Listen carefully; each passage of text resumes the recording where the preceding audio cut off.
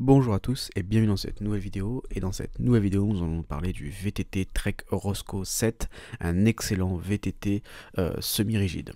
Donc dans cette vidéo, je vais rentrer en détail dans ce vélo, vous expliquer un peu toutes ses caractéristiques techniques pour savoir s'il est fait pour vous ou non. On commence directement cette vidéo en parlant un peu des caractéristiques générales du vélo.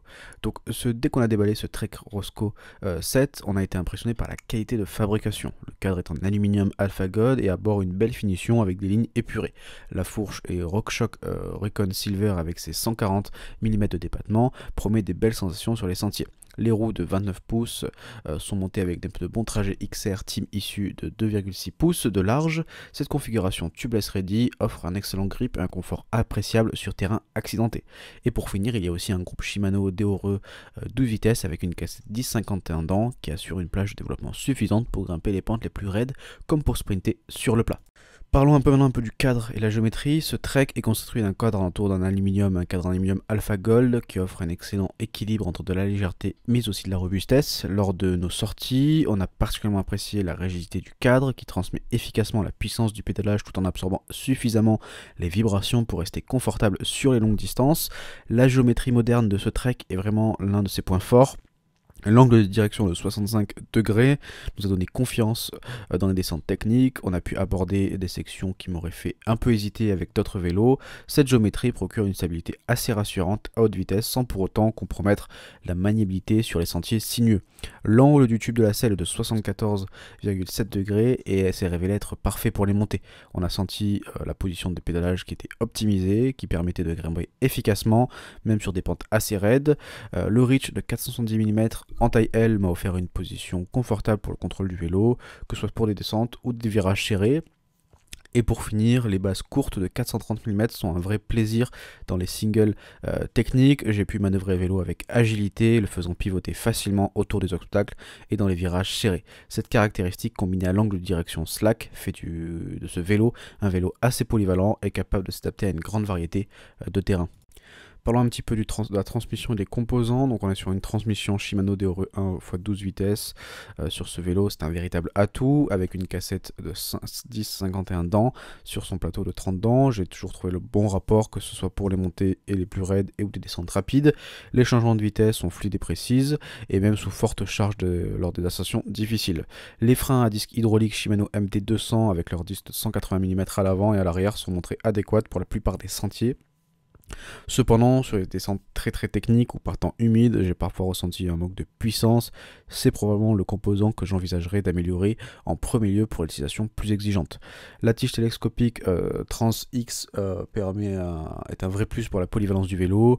Avec ses 150 mm de débattement sur ma taille L, j'ai pu adapter rapidement ma position entre les montées et les descentes. Cependant, j'ai trouvé un peu ce fonctionnement un peu moins fluide que certains autres modèles un peu plus haut de gamme. Alors, maintenant, comment il se comporte un peu sur le terrain. Donc en montée. En montée, ce Trek est un grimpeur efficace. La géométrie du cadre, notamment sur l'angle du tube de selle, nous a permis de maintenir une position de pédalage puissante et confortable, même sur des longues ascensions. La transmission Shimano offre une gamme de rapports suffisamment étendue pour affronter les pentes les plus raides. Et les pneus nous ont impressionnés par leur adhérence, même sur des surfaces meubles ou glissantes.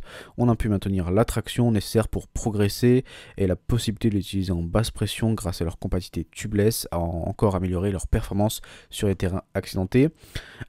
Mais c'est dans les descentes que ce Trek m'a le plus surpris. La fourche RockShox Recon Silver RL avec ses 140 mm de débattement combiné à l'angle de direction slack m'a permis d'aborder les sections techniques avec confiance. J'ai pu lisser efficacement les aspérités du terrain, même à vitesse modérée.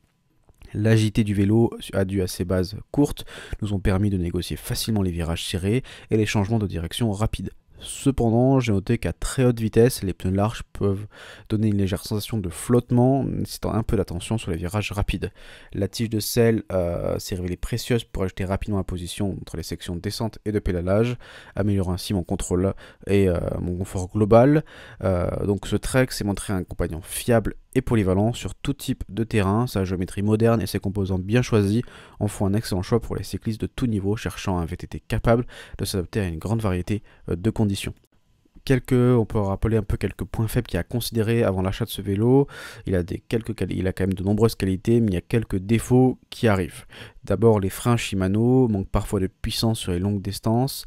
Comme j'ai déjà dit, la tige de selle télescopique manque un peu de fluidité et les pneus larges peuvent donner une sensation de flottement à haute vitesse. Ces points restent tout de même mineurs, mais pourront facilement être corrigés avec des upgrades si besoin.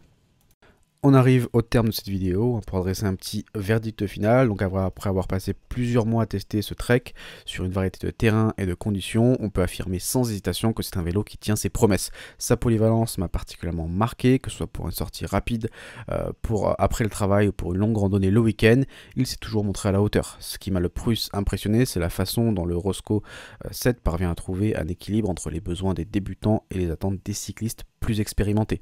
Sa géométrie moderne inspire confiance dans les descentes techniques, tandis que son efficacité en montée m'a souvent fait oublier que je pilotais un VTT semi-rigide. Bien sûr, il y a quelques points qui pourraient être améliorés, comme j'ai déjà dit plus haut, mais malgré ces petits bémols, le rapport qualité-prix du Trek Roscoe 7 est indéniable. C'est un vélo qui vous accompagnera dans votre progression des premiers sentiers aux plus techniques sans vous laisser tomber. Si vous cherchez un VTT polyvalent, capable de s'adapter à votre évolution et à différents types de terrains, ce vélo mérite sérieusement votre attention. Il a certainement gagné sa place comme l'un de mes vélos préférés pour l'aventure du quotidien en 2024. Donc si cette vidéo vous intéresse, vous pouvez cliquer dans le premier lien description, vous avez plus d'infos si jamais vous voulez l'acheter. Voilà. Et du coup, cette vidéo si vous a plu, n'hésitez pas à vous abonner et à liker. Et nous on se retrouve très vite pour une prochaine vidéo. Ciao ciao.